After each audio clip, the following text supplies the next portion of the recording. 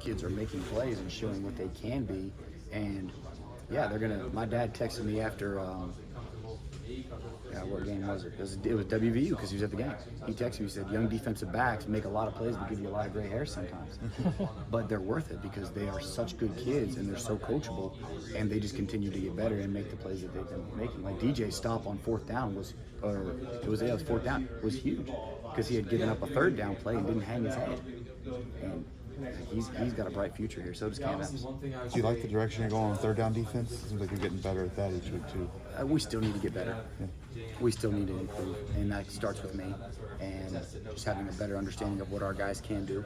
How do we activate Colin Oliver as a pass rusher without leaving our back end undressed or leaving too many windows? How do we drop 8? How do we bring 5? How do we bring 6? How do we do all those things? I think we're getting better, but it's not where we want to be yet. It was 8 straight stops, 9 if you want to count the half, for your defense. How important is that kind of statement for you guys after these last couple weeks? I think it's huge. I think our kids, it goes back to confidence. And when you walk off the field and you know, hey, we have the ability to stop this football team. We can make plays. We are as good as them. We are ready to go out there and execute at a high level, and we can stop them.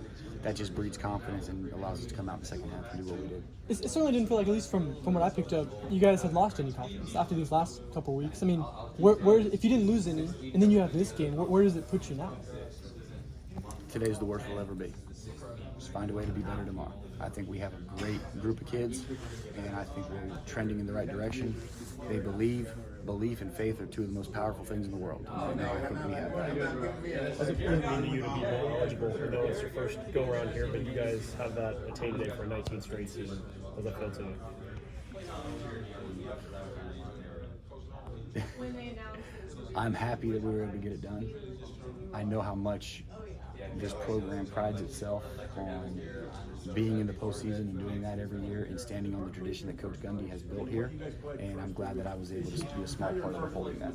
Have you thought about the first Bedlam that you're going to coach in and might possibly be the last one for a long time? No. Thought about it after the game when people brought it up. I've tried to stay as much. I didn't want to think about it because I didn't want to look past anything we were doing.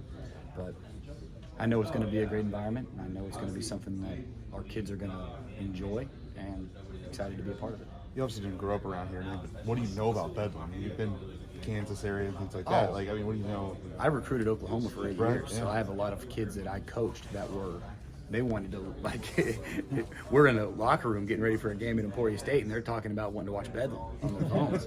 So I know how big of a deal it is, and I grew up in the state of Ohio, so you know the rivalries in college football, and it's not like we grew up Ohio State, Michigan, Notre Dame, USC, Pitt, WVU, and Bedlam was always talked about as well. You knew what it was. It's a pretty exciting thing.